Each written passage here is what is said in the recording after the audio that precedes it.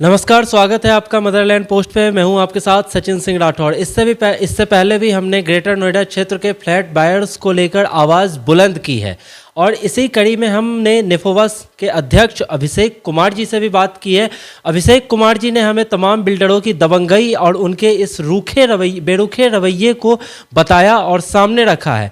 आज से करीबन 2 साल पहले नेफोवा की तरफ से, नेफोवा के बारे में मैं आपको बताऊं तो फ्लैट बायर्स के लिए लगातार आवाज़ उठाता रहा है और नेफोवा के ही सुप्रीम कोर्ट में वकील हैं कुमार मिहिर जी। कुमार मिहिर जी ने केस लड़ा था अमरपाली के अगेंस्ट में और अमरपाली के कई ब्लैक कॉलर भ्रष्ट अधिकारियों को उन्होंने जेल की हवा भी खिलाई। तो कुमार मिहिर जी, आपका बहुत बहुत स्वागत है मदरलैंड पोस्ट पे। धन्यवाद। कुमार मिहिर जी, जिस तरह से आपने केस लड़ा, तो मैं ये जानना चाहता हूँ कि आखिर आम्रपाली का क्या केस था। दरअसल व्यूअर्स भी जानना चाहते हैं जो नहीं जानते हैं कि आम्रपाली का क्या केस था और किस तरह से आपने उन भ्रष्ट अधिकारियों को जो है सलाखों के पीछे लगवाया। देखिए, जहाँ तक आम्रपाली की बात है, आम्रपाली एक ग्रुप ऑफ कंपनीज हैं जिनके करीब 15 प्रोजेक्ट ग्रेटर नोएडा में चल रहे हैं, जो इन्होंने 2008 से 2011-12 के अंदर लॉन्च किए। आज जो बायर्स आम्रपाली में फंसे हुए हैं उनकी संख्या करीब 42,000 यानी 42,000 है।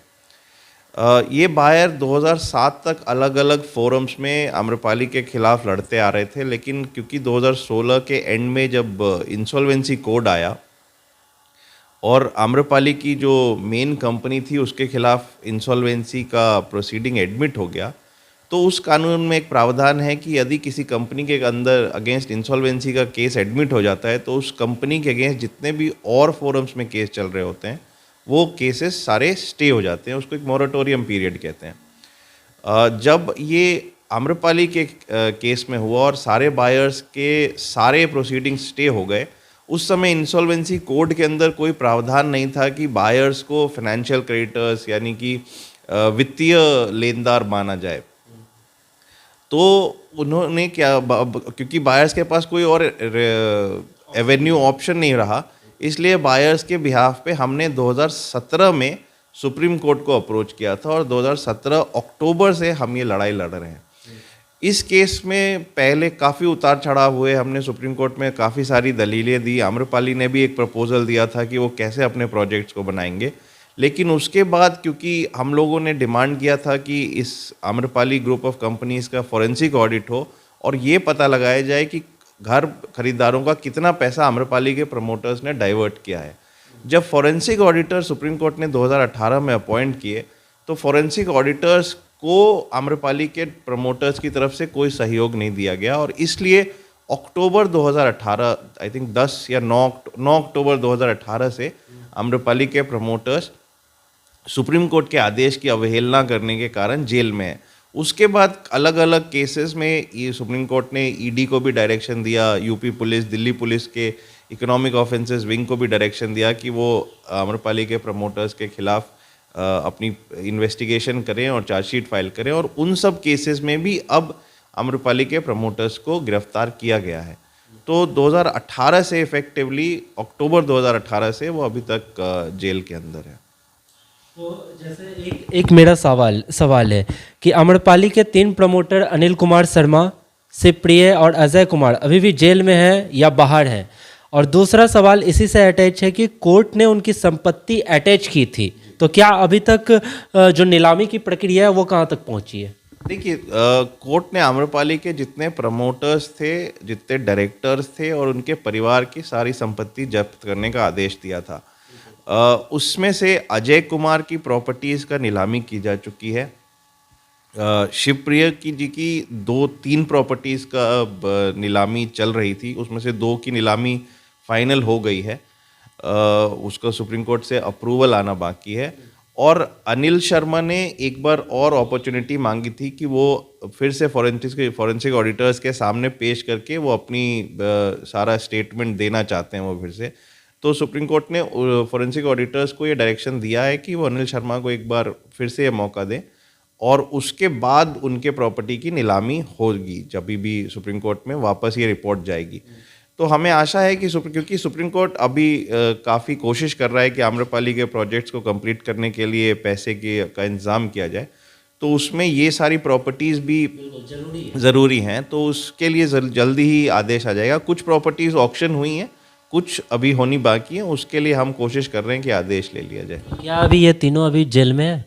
जी हाँ, ये जेल में है। बीच में कुछ टाइम के लिए ये मेडिकल ग्राउंड्स पे या पैरोल पे बाहर भी आए हैं, लेकिन अदरवाइज ये अभी भी जेल में है। क्या लगता है कब तक रहेंगे ये जेल में? नहीं, अभी तो इसमें काफ़ी प्रोसीडिंग चल रही हैं। कुछ मामलों में चार्जशीट फाइल हुई है, कुछ मामलों में बाकी हैं, क्योंकि अब इंडिविजुअल केसेस में भी इनको अरेस्ट किया जा रहा है, तो इनको भी बाहर आने में तो टाइम लगेगा। तो सवाल ये उठता है ना मीर जी कि जिस तरह से आम्रपाली के साथ हुआ, अभी तक आप बता रहे हैं जेल में उनकी संपत्ति को नीलामी की गई, एक ने अप्रोच किया तो वो प्रोसेस में है, जिस तरह से फ्लैट बायर्स को, ताकि उनकी जो फ्लैट है वो मिल सके जल्द से जल्द तैयार होकर।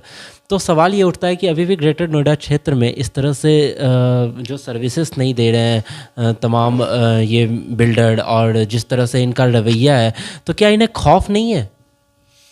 नहीं, देखिए, जहाँ तक खौफ की बात है, क्योंकि पहले ये बिल्डर्स अपनी मनमर्जी कर रहे थे। पहले जेपी के साथ ये शुरू हुआ, आम्रपाली में ये फाइनल डायरेक्शन आया, और उसके बाद अभी जो सुपरटेक का जजमेंट आया था, जिसमें सुपरटेक की इमरल्ड टावर की बिल्डिंग्स को गिराने का आदेश दिया गया है, तो उसके बाद काफ़ी बिल्डर्स अब इनको रियलाइज़ हो रहा है कि आप कोर्ट को इतनी आसानी से नहीं ले सकते, और जो कानूनी प्रक्रिया है, जो कानून है बायर्स के प्रोटेक्शन के लिए, और जो रेगुलेशंस हैं कि किस तरह से बिल्डिंग्स बननी है, किस तरह से मास्टर प्लान का कंप्लायंस होना है, उसको लेकर अब, क्योंकि अथॉरिटी के ऑफिशियल्स के अगेंस्ट भी इन्वेस्टिगेशन के आदेश दिए गए हैं, तो अब अथॉरिटी भी थोड़ी सीरियस हुई है। तो हमें आशा है कि अब थोड़ा इसमें लगाम लगेगा। एक और बहुत बड़ा फैक्टर जो पहले नहीं था और जिसके कारण ये सारे बिल्डर पहले मनमानी कर रहे थे, वो ये था कि कोई ओवरसाइट नहीं था कंस्ट्रक्शन इंडस्ट्री पे। अब कम से कम रेरा के फॉर्म में थोड़ा बहुत ही सही, बट ओवरसाइट है। आपको एक एस्क्रो अकाउंट बनाना है, आपको रजिस्ट्रेशन करना है, तो थोड़ा ओवरसाइट आया है। उसके कारण भी इन बिल्डर्स की मनमर्जी पे थोड़ी रोक लगी है। आपने जैसा कि आपने केस देखा है, तो आपने तमाम पहलुओं को देखा होगा, एकदम बारीकी से जांच की होगी। आपको क्या लग रहा है इसमें अथॉरिटी कितने तक दोषी पाया गया है? देखिए, जहाँ तक आम्रपाली की बात है, अगर मैं स्पेसिफिकली आम्रपाली या सुपरटेक की बात करूँ, तो इनके जो जजमेंट्स आए हैं उसमें सुप्रीम कोर्ट ने सीधी तरह से अथॉरिटी को जिम्मेदार बताया है।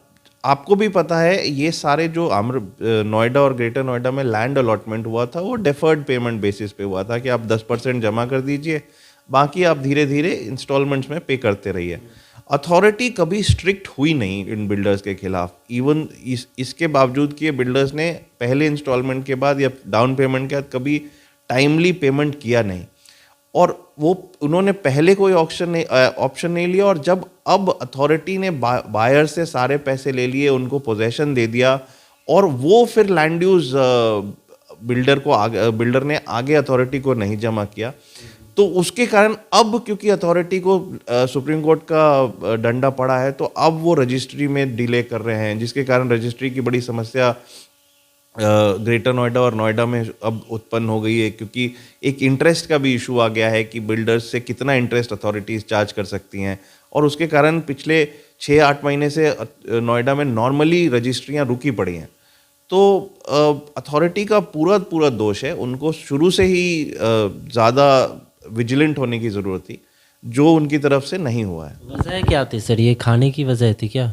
नहीं, वजह तो सबको ही पता है कि जो उस समय के ऑफिशियल्स थे उनकी और बिल्डर्स की मिली भगत थी। ये तो पूरा एक अफसरशाही और बिल्डर का गठजोड़ है। अभी जिस तरह से 58,000 करोड़ रुपए का ये नोएडा अथॉरिटी का भी ये खुलासा हुआ है। जी बिल्कुल, तो ये तो बिल्कुल सही बात है, क्योंकि ये बहुत और ये मैं नहीं कह रहा, ये सुप्रीम कोर्ट ने अपने जजमेंट्स में कहा है। हाँ, अगली बाड़ी जो है ग्रेटर नोएडा। करेक्ट, इसी कैग की बात नहीं है, मैं तो सिर्फ कैग की बात नहीं है, मैं तो कैग के आगे जाके कह रहा हूँ कि सुप्रीम कोर्ट ने भी अपने जजमेंट में कहा है। आप सुपरटेक का जजमेंट उठा के देख लीजिए, उसमें उन्होंने पूरी तरह से अथॉरिटी को जिम्मेदार बताया, और ये कहा है कि अथॉरिटी के ऑफिशियल्स के भ्रष्टाचार के बिना ये हो ही नहीं सकता था।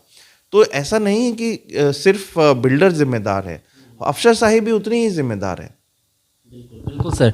तो हमारा इसी से जुड़ा दूसरा प्रश्न ये है कि नोएडा एक्सटेंशन में सेंचुरियन पार्क लो राइज में अभी भी कुछ समय पहले लगभग 140 फ्लैट की डिलीवरी एनसीवीसीसी के द्वारा किया गया था और लोगों को उसके घर की चाबी मिली। अब आगे किस प्रोजेक्ट में लोगों को घर के मिलने की हालात है, उम्मीद है? देखिए, जहाँ तक प्रोजेक्ट में हैंडओवर की बात है, एनबीसीसी ने अभी सेंचुरियन पार्क में काफ़ी लोगों को 150 के करीब लोगों को अपने उनके फ्लैट हैंडओवर किए हैं। इसके साथ ही उनका एक कंस्ट्रक्शन का शेड्यूल दिया है उन्होंने, जिसमें 2022 में काफ़ी सारे प्रोजेक्ट्स हैं जिनका हैंडओवर होना है, जिसमें लेजर पार्क है, गोल्फ होम्स के कुछ प्रोजेक्ट्स हैं, नोएडा में सिलिकॉन सिटी के कुछ फेजेस हैं, हार्ट बीट का भी इस साल के एंड तक, अगले साल के बिगिनिंग तक पोजेशन देने का शेड्यूल है। तो इस साल हमें उम्मीद है कि काफ़ी हद तक आम्रपाली के प्रोजेक्ट्स में और काफ़ी सारे प्रोजेक्ट्स में पोजेशन दे दिया जाएगा। आम्रपाली के लोगों से मैंने लगातार बात की है, उनका कहना है कि जो काम की जो स्पीड है वो काफ़ी धीमी है। तो वकील होने के नाते आपको क्या लगता है कि कब तक उनको घर मिल पाएगा? देखिए, उनका एक कंस्ट्रक्शन शेड्यूल उन्होंने दिया हुआ था एनबीसीसी ने। जो काम की रफ्तार है वो 2 वजहों से धीमी थी। एक तो क्योंकि कोरोना के कारण और पोल्यूशन के कारण कंस्ट्रक्शन में थोड़ी रुकावट थी, रेगुलेशंस थे, उनको कंस्ट्रक्शन में